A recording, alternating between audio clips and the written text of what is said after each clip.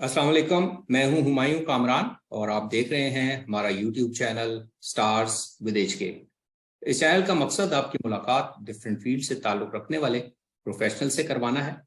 इसके अलावा आपकी मुलाकात ऐसी ऑर्गेनाइजेशन से भी करवाना है जो सोसाइटी और लोगों की बेहतरी के लिए अपने अपने शोबों में खिदमत अंजाम दे रही हैं। आज के इस सेशन में हमारी गेस्ट हैं मिस आलिया यासिर। ये बिहेवियर एनालिस्ट हैं और कराची में स्पेशल नीड्स बच्चों, पेरेंट्स और प्रोफेशनल्स के साथ डिफरेंट एस्पेक्ट्स पे काम कर रही हैं। आइए इनसे मिलते हैं और इनके बारे में मजीद जानते हैं। Thank you very much miss Aliya Yasir कि आपने हमारे लिए टाइम निकाला and we welcome you at our channel. Thank you so much, Kamran Sahab, for inviting me and connecting with me and with parents, etc. Right, तो हम सबसे पहले तो इसी से शुरू करते हैं कि मिस आलिया यासिर जरा हमारे व्यूअर्स को अपनी एजुकेशन का थोड़ा बताइए, स्पेशली वो एजुकेशन जो स्पेशल नीड्स बच्चों या स्पेशल एजुकेशन उनकी ट्रेनिंग उनसे रिलेटेड। जी, actually I am a BCAPA residing in Pakistan और it's a behavior analyst certification board training in applied behavior analysis. मैं actually there are only 3 BCAPAs in Pakistan right now total, जिसमें से मैं एक हूँ and मैं कराची में काम कर रही हूँ डायरेक्ट भी एंड ऑनलाइन भी। बिहेवियर एनालिसिस एक ऐसी फील्ड है जिसमें आप बच्चे के बिहेवियर्स पे काम करते हैं, issues related to behaviours, autism specially autism spectrum disorder, और मैं उनकी ट्रीटमेंट वगैरह में कुछ पेरेंट्स को हेल्प आउट करती हूँ। राइट, तो ये तो आपकी एजुकेशन से रिलेटेड हो गया। थोड़ी अपनी प्रोफेशनल जर्नी के बारे में थोड़ा ओवरव्यू देंगी हमारे नाजरीन को कि कहाँ से होते होते यहाँ तक पहुंची हैं आप? जी, एक्चुअली जर्नी काफ़ी पुराना स्टार्ट हुआ था। मेरा बेटा डायग्नोस हुआ था ऑटिज्म में सबसे पहला, like he is the eldest son of mine. सबसे पहला तो माशाल्लाह 16 साल का हो गया, वहाँ से जर्नी स्टार्ट हुआ। शुरू में उसके कुछ डेवलपमेंटल डिलेज नज़र आए in comparison with his cousins etcetera, तो मैं काफ़ी परेशान होती थी, like why he is behind, lagging behind everyone. तो उसके बाद फिर हमने डॉक्टर्स को दिखाया, they could not diagnose him at time. सब ये कहते थे थोड़ा सा शरारती है और डिलेड है और सब कुछ वो अपने टाइम के साथ कर लेगा, but actually he did not, और उसके बिहेवियर्स वर्स होते चले गए, रिग्रेस होते चले गए। Then finally he was diagnosed around the age of 3 with autism spectrum disorder, और वहाँ से फिर हमारी स्ट्रगल स्टार्ट हुई as a family. You know, like आपकी लिमिटेशंस होती हैं, आप आ जा नहीं सकते। हमारे बेटे का काफ़ी इशू था, like he was not talking at all, और वो भाग दौड़ करता था, बाहर भाग जाता था। जब भी हम कहीं जाते थे तो हम उसको कंट्रोल नहीं कर पाते थे, उसके बिहेवियर्स को, और हर बात पे या लाइक हर 2 मिनट बाद वो चीखता था। Then I started to realise I need therapist for him, और हमने बहुत सर्च किया, बहुत मुश्किल से अपॉइंटमेंट्स मिलते थे। We were actually based in Middle East, तो वहाँ पे तो बिल्कुल ही हमारे लिए कोई सपोर्ट सिस्टम नहीं था as family and as parents. तो हम ऑनलाइन सर्च करते थे, थेरेपिस्ट ढूंढते थे, और वहाँ से मैंने खुद सीखना स्टार्ट किया थेरेपीज। और जब मैंने ये देखा कि यू नो जब मुझे ही करना है main role as a parent, तो फिर मैं अपने आप को ही एजुकेट करना क्यों ना शुरू कर। Then I started with ABA। एक चीज ये पूछना चाहूंगा, इसका मतलब है कि आपकी अपनी फील्ड बेसिकली ये नहीं थी? नहीं, ओके, राइट, तो फिर आपको आना पड़ा। आई एम अ मेजर, या I am a major in computer science basically, और मैंने मास्टर्स किया हुआ है कंप्यूटर साइंस में। So for him he was my inspiration basically to get into this field, और जितना मैं आती चली गई उतना मुझे पता चला कि अच्छा ये भी होता है, ये भी होता है, इसमें तो और एजुकेशन चाहिए, और मेरा इंटरेस्ट बढ़ गया। तो फिर इसको एज अ प्रोफेशन ज्वाइन करने का सोचा।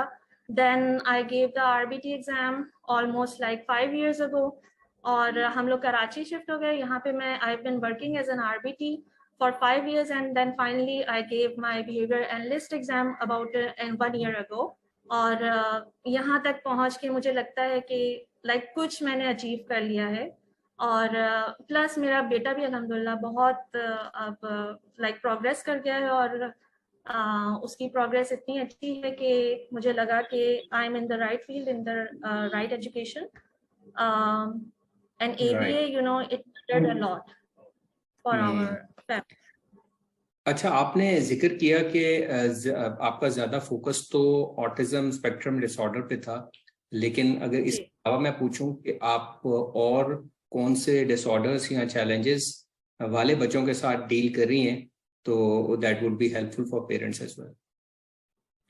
जी, एक्चुअली जो हमारी साइंस है अप्लाइड बिहेवियर एनालिसिस की, जैसे कि it is behavioural, so it is related to your mind actually and your behaviour towards the environment. तो इस तरह के डिसऑर्डर्स जो कि आपके बिहेवियर से लिंक करते हैं, उसके लिए ये सबसे ज्यादा इफेक्टिव है, not physical, you know like अगर आपके अंदर कोई फिजिकल डिसेबिलिटी है, आप फिजिकली आपकी मसल वीकनेस है, तो उस पर हम काम नहीं करते। बट अदर देन दैट, अगर हम किसी भी डिसऑर्डर की बात कर लें विद बिहेवियरल इश्यूज, तो हम उस पर काम करते हैं। फॉर एग्जाम्पल लाइक ADHD हो गया, डाउन सिंड्रोम हो गया, even with developmental delays, children come to me, और मैं उनको कोशिश करती हूँ कि उनकी मोटिवेशन के थ्रू टीच कर सकूं और उनके बिहेवियर प्रॉब्लम्स को रिजॉल्व करके बेटर एक उनको लाइफ दे सकूं। राइट। अच्छा, अभी आपने जिक्र किया ABA का, जिसको हम आम जुबान में हम यही समझते हैं अप्लाइड बिहेवियर एनालिसिस। इसके बारे में ज़रा आप थोड़ा हमारे व्यूअर्स को थोड़ा मज़ीद बताइए, क्योंकि काफ़ी कंफ्यूजन रहती है पेरेंट्स के डिफरेंट फोरम्स पे कि ABA है क्या, और इसके साथ साथ जो एविडेंस बेस्ड जो ट्रीटमेंट ऑप्शंस हैं उनके बारे में भी थोड़ा सा अगर मज़ीद एलैबोरेट करें तो नाजरीन को आसानी होगी समझने में कि ये इसके पीछे साइंस है क्या। जी, basically this is very you know topic dear to me, or my favorite topic actually. Applied behaviour analysis में हम बिहेवियर्स पे काम करते हैं, हम बच्चे को मैनिपुलेट नहीं करते हैं, बल्कि उसकी इन्वायरमेंट को मैनिपुलेट करते हैं, how we are reacting to that child basically. क्योंकि हमारे फील्ड में ऐसा समझा जाता है कि अगर बच्चा रिएक्ट कर रहा है किसी भी फॉर्म में, उसका बिहेवियर शो हो रहा है, तो that means there is something wrong with the environment, and we need to change that environment, surrounding circumstances.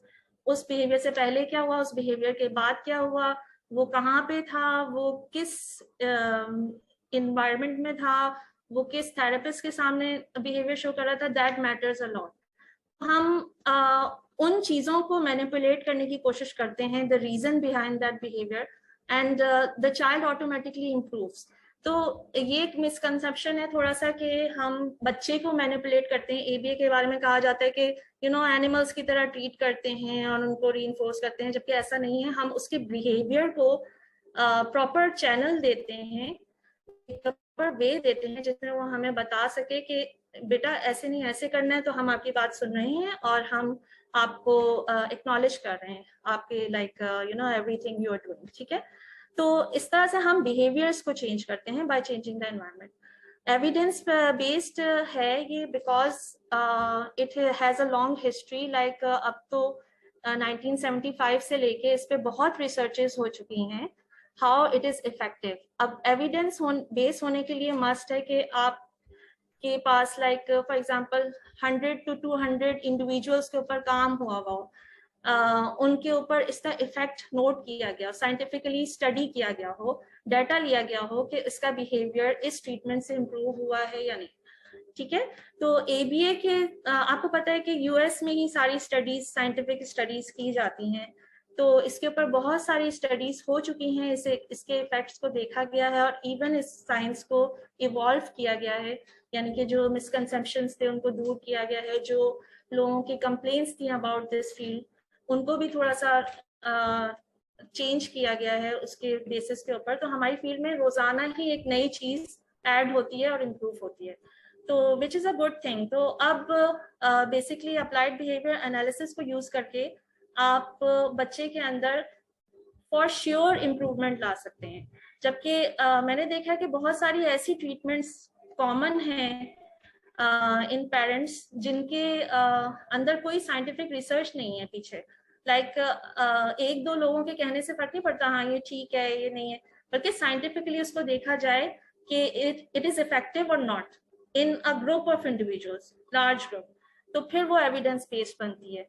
तो I would really suggest to parents and advise them कि प्लीज जब भी आप कोई ट्रीटमेंट लेते हैं तो आप उसकी पीछे से एविडेंस देखा करें कि क्या है, और उसके बाद आप अगर फिर भी उसको लेना चाहें तो that is your own risk.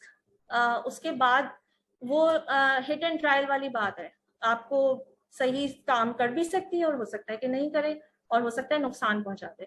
Right. तो ये मतलब चीजें बहुत जरूरी हैं। साइंटिफिकली जो प्रूवन मेथड्स हैं, रिसर्च बेस्ड जो टेक्निक्स हैं, उन पे पेरेंट्स को ज्यादा फोकस करना चाहिए बजाय कि हिट एंड ट्रायल दूसरे मेथड्स की निस्बत। इन शॉर्ट अगर मैं पाया। जी एग्जैक्टली। राइट। अच्छा, एक चीज अगर आपने अपनी एजुकेशन का, एक्सपीरियंस का और इन सारी चीजों को बताया, हम ये भी पूछना चाहेंगे कि आप कराची में कहाँ पे मौजूद हैं, ताकि अगर पेरेंट्स आपसे रब्ता करना चाहें तो कराची क्योंकि इटसेल्फ काफ़ी बड़ा है तो उनको किधर आना पड़ेगा। आपने दूसरी ऑप्शन का बताया कि ऑनलाइन भी ऑप्शन अवेलेबल है, लेकिन फिजिकली भी आप सेशंस लेती हैं?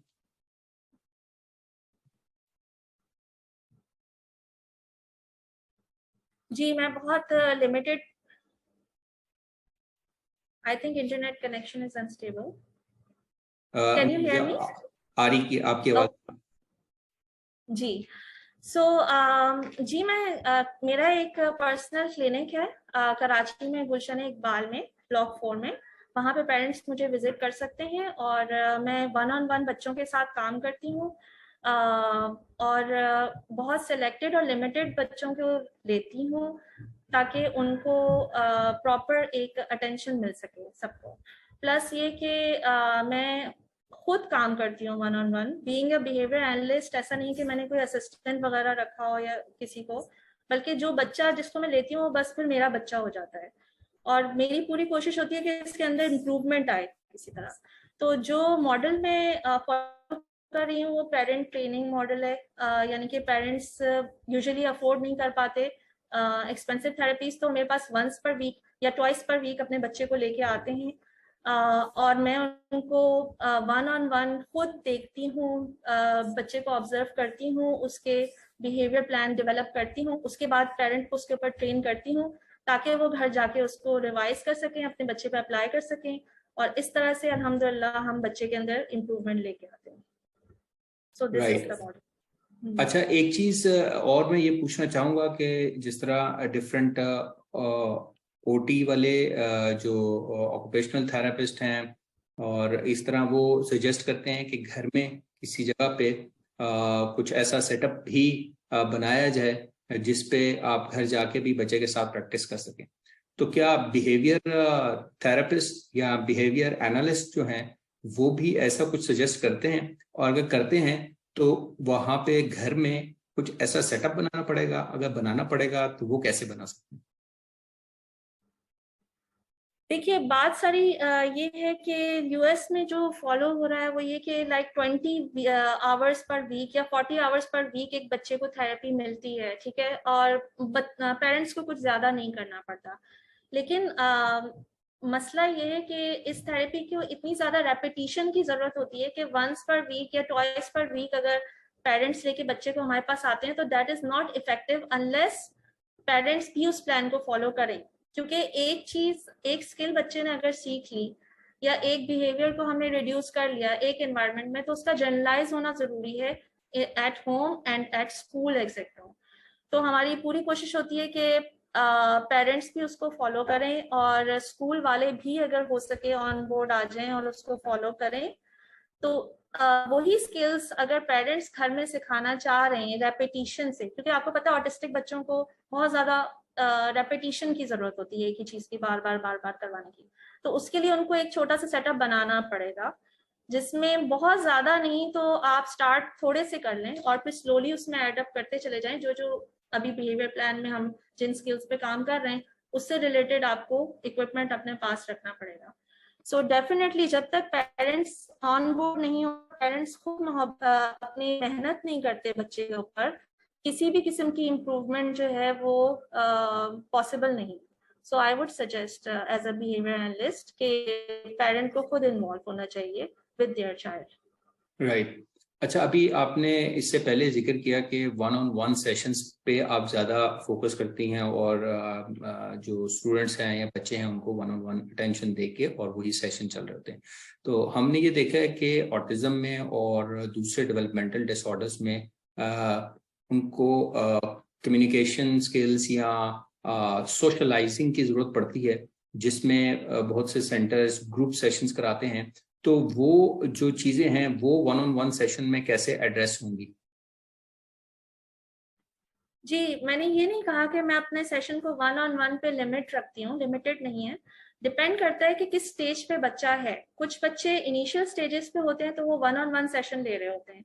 वंस उनका एक बिहेवियर डेवलप हो चुका होता है, 1-on-1 they are under control, और कुछ आपके साथ बातचीत स्टार्ट कर दी है उन्होंने और उनका बिहेवियर रिड्यूस हो गए, प्रॉब्लमेटिक बिहेवियर्स, तो फिर मैं उनके लिए ग्रुप सेशन स्टार्ट कर देती हूँ, जिसके अंदर मैं ग्रुप में इनिशियली एक बच्चा ऐड करूंगी, आफ्टर दैट 2 बच्चे ऐड करूंगी, सो दैट ये कि वो बच्चा आराम से एडजस्ट करना स्टार्ट कर दे और सोशली इंटरेक्ट करना स्टार्ट कर दे।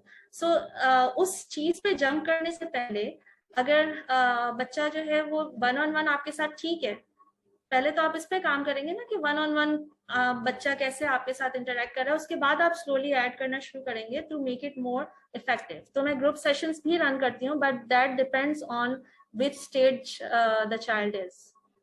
Right. बहुत से थेरापिस्ट कुछ यूनिक फीचर इंक्लूड कर रहे होते हैं अपने थेरेपीज के अंदर, कुछ खास प्रैक्टिस को फॉलो कर रहे होते हैं। तो क्या आपकी भी कोई ऐसी खास प्रैक्टिस है जो आप हमारे साथ शेयर करना चाहें, या ऑब्वियसली जो ट्रेडिशनल ABA की टेक्निक्स हैं वही फॉलो होती हैं, या कोई ऐसी यूनिक चीज है? ट्रेडिशनल ABA भी you know to be honest Pakistan में फॉलो नहीं हो रहा, क्योंकि हर कोई सर्टिफाइड नहीं है और ऐसे ही लोग काम स्टार्ट कर देते हैं, जो कि अच्छी बात है, but they should tell the parents, parents should know the reality कि आप कौन है और क्या है, उसके बाद आप जो मर्जी कर रहे हैं, तो that is parent responsibility, right. तो जो मेरी प्रैक्टिस है, मेरी पूरी कोशिश होती है कि जब मैं स्टार्ट करूं तो शुरू के असेसमेंट सेशंस में मैं गोल्स लिख लूं बच्चे के कि क्या क्या गोल्स हैं, और वो गोल्स हम पेरेंट्स के साथ और टीचर्स के साथ बैठ के डिस्कस करके और फिर डिजाइन करते हैं कि किस चीज पे काम करना चाहिए और किन बिहेवियर्स को रिड्यूस करना चाहिए।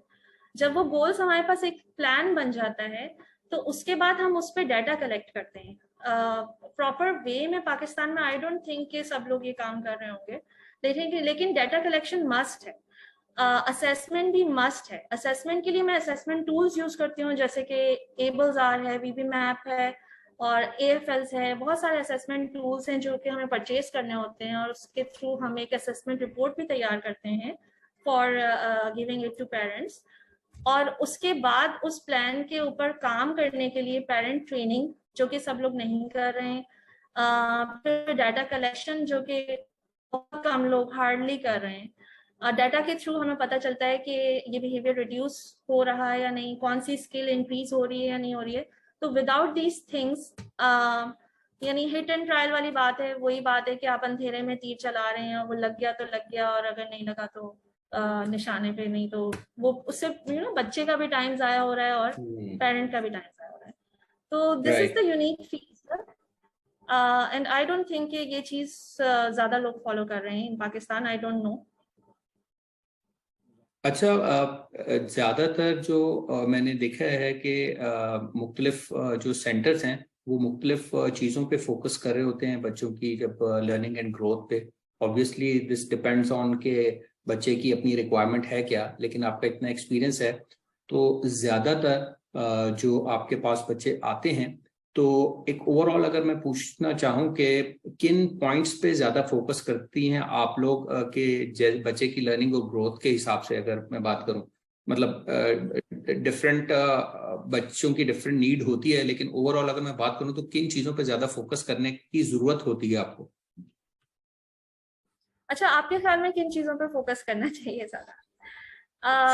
मोस्ट डेफिनेटली जो प्रॉब्लमेटिक बिहेवियर्स हैं, लाइक हिटिंग है, क्राइंग है, और लाइक सेल्फ इंजूरियस बिहेवियर्स, या he is destructive towards the environment.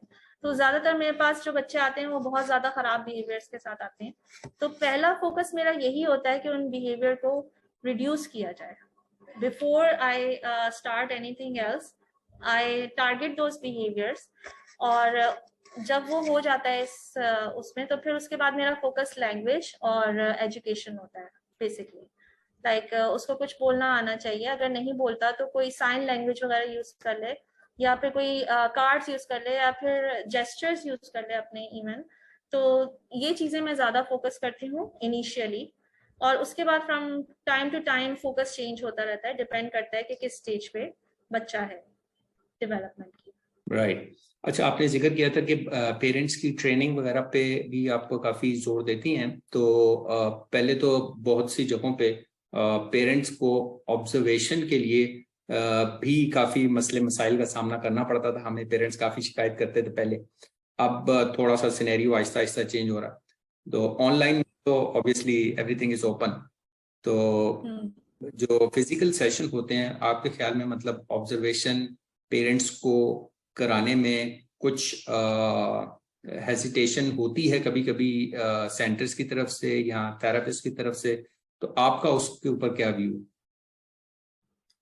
मेरा तो देखिए बेसिक फोकस पेरेंट ट्रेनिंग ही है, बट मैं ऐसा नहीं करती कि मैं फुल सेशन उनको लाइक ऑब्जर्वेशन करवाऊं। मैं ऑब्जर्वेशन जरूर करवाती हूँ, but it's partial, like for example मुझे खुद भी एक वन ऑन वन देखना होता है बच्चे को कि हाउ ही इज गोइंग, और उसका बिहेवियर चेंज हो सकता है, जिसको कहते हैं हम रिएक्टिविटी एबीए में, कि अगर कोई और ऑब्जर्व कर रहा है तो he has a different behaviour in front of that person. So मैं कुछ इस तरह से करती हूँ कि मैं एक स्लॉट पेरेंट्स के लिए रख लेती हूँ कि इस स्लॉट के दरम्यान में आप ऑब्जर्व कर लीजिए, या फिर मैं एक फुल सेशन में से 15 मिनट्स या 20 मिनट्स पेरेंट्स को कहती हूँ कि आप आके ऑब्जर्व कीजिए, ये हमने नई चीज सीखी है और ये आप इम्प्लीमेंट इस तरह से करें। तो मेरा तो बेसिक काम ही पेरेंट ट्रेनिंग है, तो observation is must. But I would say कि child should not be dependent on observation. कभी कभी ऐसा होता है कि बच्चे जो हैं वो उनके सामने डिफरेंट तरह से रिएक्ट कर रहे होते हैं, और टीचर के सामने डिफरेंट तरह से रिएक्ट कर रहे होते हैं। इसी तरह से मे भी उनके होने से वो उनके होने के आदी हो जाए, मतलब लाइक पेरेंट के सामने ही हमने करना है और टीचर के साथ अकेले नहीं करना। तो इस वजह से मैं दोनों ही चीजें रखती हूँ, वन ऑन वन अकेले भी रखती हूँ, ग्रुप में भी रखती हूँ, और विद पेरेंट भी रखती हूँ। तो ये सब कुछ ही मेरा कुछ इसमें इन्वॉल्व करने का होता है। राइट। अच्छा, एक क्वेश्चन जो हमसे पेरेंट्स कहते हैं कि ये लाजमी पूछें पेरेंट्स से, सेंटर से, वो है सेशंस की फीस के बारे में और चार्जेस के बारे में। कुछ अगर आप थोड़ा आइडिया देना चाहें पेरेंट्स को, so that they have little bit of idea कि जिस प्रोफेशनल के पास वो जा रहे हैं, सारी एजुकेशन ट्रेनिंग एक्सपीरियंस के बाद हमारे सेशंस के चार्जेस या वो किस तरह होंगे, वो अगर थोड़ा बहुत आप बता सकें। जी, एक्चुअली मेरे चार्जेस थोड़े से हाई हैं। Being a behaviour analyst, I charge 5,000 rupees per hour. लेकिन इसमें डरने की जरूरत नहीं है पेरेंट्स को। Like for example I am a parent myself, तो मैं, अगर मुझे पेरेंट कहते हैं कि we can not afford that much charges, हम इतने चार्जेस अफोर्ड नहीं कर सकते, तो फिर मैं उसको हाफ भी कर देती हूँ। इवन इसके बाद भी अगर पेरेंट मुझे कहते हैं कि हम ये भी अफोर्ड नहीं कर सकते, तो मैं उनको और कंसेशन भी दे देती हूँ। प्लस मैं सोशल ग्रुप्स कुछ रन कर रही हूँ पेरेंट्स के लिए फॉर फ्री कंसल्टेशन। वो मुझसे कुछ क्वेश्चन करना चाहें तो मैं उनको फ्री में एडवाइस भी दे देती हूँ, जितनी भी मेरी नॉलेज है, because knowledge sharing is power, knowledge sharing is good. आप खुद भी कुछ ना कुछ लर्न कर रहे होते हैं और आप दूसरे को बता भी रहे होते हैं। तो ये चीज है, मतलब डिपेंड करता है ऑन द पेरेंट। अगर वो नहीं अफोर्ड करते तो वो मुझे बता देते हैं, और then I also give discount to them as well. क्योंकि हमने देखा है कि बहुत से प्रोफेशनल्स, बहुत से तो नहीं, शायद ज्यादा जाती हो जाएगी, कुछ प्रोफेशनल्स बोर्ड सर्टिफिकेशंस के विदाउट भी काफी चार्ज कर रहे होते हैं। मतलब मेरा पर्सनल एक्सपीरियंस तो नहीं है, लेकिन पेरेंट्स की तरफ से हमें फीडबैक मिल रहा होता है ऐसा। तो इसलिए ये पूछना जो है ना वो जरूरी होता है हर प्रोफेशनल से हमें, ताकि थोड़ा आइडिया हो। अच्छा, एक चीज जो पेरेंट्स को अपने जहन में रखनी चाहिए जब वो किसी भी प्रोफेशनल की सर्विसेज ले रहे हों, तो कुछ पॉइंट्स ऐसे जो कि पेरेंट्स को जरूर अपने जहन में रखने चाहिए, जिनकी बेस पे वो अच्छा प्रोफेशनल सिलेक्ट कर सकते हों या उस तक पहुंच सकते हों। वो कैसे एक अच्छे थेरापिस्ट, एनालिस्ट या प्रोफेशनल को अप्रोच कर सकते हैं, कौन से पॉइंट्स उनको जहन में रखने चाहिए? देखिए, in the field of behaviour analysis it is very easy, you know. Pakistan में ये एजुकेशन अवेलेबल नहीं है। सबसे पहली बात, ये कोई भी यूनिवर्सिटी इस वक्त अप्लाइड बिहेवियर एनालिसिस में एक वेरीफाइड कोर्स सीक्वेंस नहीं दे रही है, ऑफर नहीं कर रही है करंटली। जो भी एजुकेशन है वो बाहर से है, यूएस से है। मैंने खुद भी यूनिवर्सिटी ऑफ वेस्ट फ्लोरिडा से कोर्स वर्क अपना कंप्लीट किया है। तो इसके बाद अब आपको ये चीजें, जब आप थेरेपिस्ट के पास जा रहे हैं, और मैंने बहुत देखा आजकल आरबीटी ट्रेन्ड लोग हैं, जो कि हम लोगों ने भी लॉन्च की है अपनी आरबीटी ट्रेनिंग, और मजीद कंटिन्यू करेंगे थेरेपिस्ट को ट्रेन। तो वो 40 आवर्स की ट्रेनिंग लेके लोग और बस अपने आप को बिहेवियर थेरेपिस्ट कहते हैं, और वो शुरू कर देते हैं प्रैक्टिस, और वो 200-200 रुपये, 500-500 रुपये लेके पर सेशन, और वो लगे हुए होते हैं, मतलब बच्चों के साथ। तो यू नो, अब ये बिहेवियर एनालिसिस के अंदर एक ही सोर्स है जिससे आप वेरीफाई कर सकते हैं, वो है BACB। इनकी वेबसाइट है www.bacb.com। यहाँ पे जाके आप इनकी डायरेक्टरी में सर्च कर सकते हैं, जिस एरिया में आप सर्च करना चाह रहे हैं, फॉर एग्जांपल कराची में या पाकिस्तान में। तो आप वहाँ जाके सर्च कर सकते हैं कि कौन कौन से लोग यहाँ पे काम कर रहे हैं जो कि सर्टिफाइड है फ्रॉम आउटसाइड। ठीक है। इसके अलावा एक और बोर्ड भी है, DIBAO, www.dibao.com। सो मैं उसकी भी मेंबर हूँ। I am international behaviour analyst as well. ये लोग भी बहुत अच्छा काम कर रहे हैं। ये अपनी डायरेक्टरी मेंटेन रखते हैं फॉर सर्टिफाइड प्रोफेशनल्स। यहाँ पे भी आप जाके सर्च कर सकते हैं अपने एरिया के बिहेवियर एनालिस्ट को और बिहेवियर थेरेपिस्ट को भी, RBTs को भी, IBTs को भी, सबको आप सर्च कर सकते हैं, और उसके हिसाब से आप उन लोगों से कांटेक्ट कर सकते हैं। उनके कांटेक्ट नंबर गिवन होते हैं, तो आप डायरेक्टली वहां जाइए। ठीक है।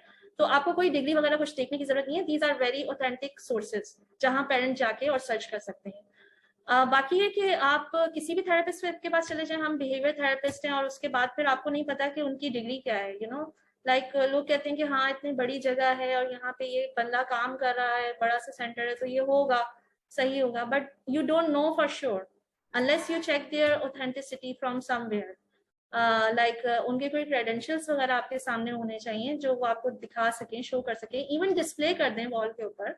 सो ये चीज़ें बहुत ज़रूरी हैं, बिकॉज बिहेवियर एनालिसिस ऐसी फील्ड है जिसमें हम बहुत ज़्यादा मैनिपुलेट कर सकते हैं बच्चों को और उनके बिहेवियर्स को। अगर इसको खुदा ना खास्ता गलत तरीके से यूज़ किया जाए तो it could become verse for the child. एक वर्स एक्सपीरियंस उसका हो सकता है व्हेन ही ग्रोज अप। उसके बिहेवियर्स बहुत रिग्रेस कर सकते हैं, या फिर वो अंडर कॉन्फिडेंट हो सकता है। सो बाहर के ममालिक में तो unless you are properly supervised आपको नहीं करने देते practice, but unfortunately in Pakistan हर तरह के लोग आपको मिलेंगे और वो अपने आप को जाहिर कर रहे होंगे। सो अब ये पेरेंट्स की अपनी जिम्मेदारी है और हमारी भी जिम्मेदारी है, हम अवेयरनेस क्रिएट करें लोगों के लिए ताकि उनको एक प्रॉपर वे मिल सके चेकिंग के लिए। अच्छा, दैट बीइंग सेड, अब मसला ये है कि इतने कम सर्टिफाइड लोग मौजूद हैं। बिहेवियर एनालिस्ट तो खैर बहुत कम है, बिहेवियर थेरेपिस्ट भी सर्टिफाइड बहुत कम है, कि लोग कहते हैं कि हम जाएं तो कहाँ जाएं, you know, like they don't have, so they have an option to train themselves as well. मतलब आप अपने आप को ट्रेन करें और उसके बाद फिर आप जब किसी थेरेपिस्ट के पास जा रहे हैं, जब आप खुद ट्रेन होंगे तो आप उनसे बात करने में कॉन्फिडेंट होंगे, आप उनसे पूछ सकते हैं कि आप क्या कर रहे हैं और ये किस तरह से इम्प्लीमेंट कर रहे हैं, आप हमें बताएं ताकि हम भी इम्प्लीमेंट करें। तो एक इस तरह से कुछ पेरेंट को खुद ही इनिशिएटिव लेना पड़ेगा ताकि सब चीजें हम अपने मुल्क में बेहतर बना सकें अपने स्पेशल नीड्स के बच्चों के लिए। So these are my suggestions. Okay, last में मैं एक क्वेश्चन ये पूछना चाहूंगा कि इस फील्ड की बेहतरी के लिए हमें फ्यूचर में किन पॉइंट्स पे काम करना पड़ेगा कि अगर हम इस फील्ड में तरक्की करना चाहते हैं तो?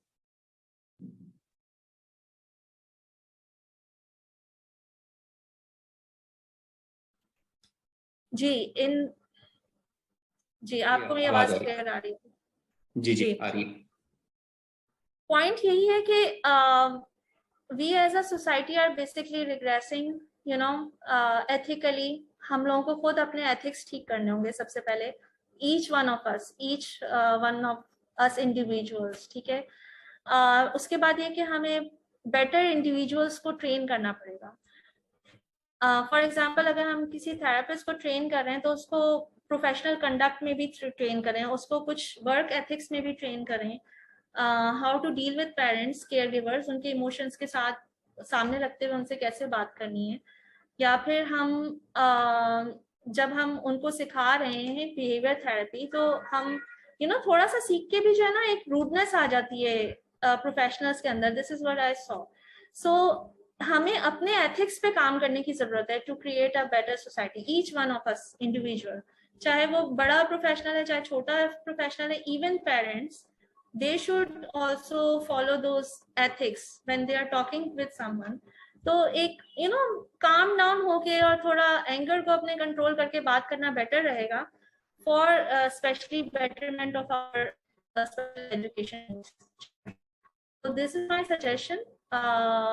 Inshallah, I will try. I am working towards betterment. हम जो पेरेंट्स के लिए ट्रेनिंग निकालते हैं वो फ्री में होती है, 40 आवर ट्रेनिंग, और प्रोफेशनल्स के लिए भी नॉमिनल चार्जेस होते हैं। और उसमें मैं खास तौर पे इस चीज पे ध्यान देती हूँ कि आपका कंडक्ट कैसा होना चाहिए जब आप बात कर रहे हैं किसी से, तो इस चीज पे आप फोकस करें। राइट, तो थैंक यू वेरी मच जी। इसी एडवाइस और सजेशंस के साथ हम we are at the end of our interview. Thank you very much miss Aliya Yasir दोबारा कि आपने इतना टाइम निकाला। एंड हम उम्मीद करते हैं कि ये इन्फॉर्मेशन जो हमें आपके बारे में, आपके काम के बारे में मिली है, ये पेरेंट्स को डिसाइड करने में, अप्रोच करने में ज़रूर हेल्पफुल साबित होगी। तो थैंक यू वेरी मच।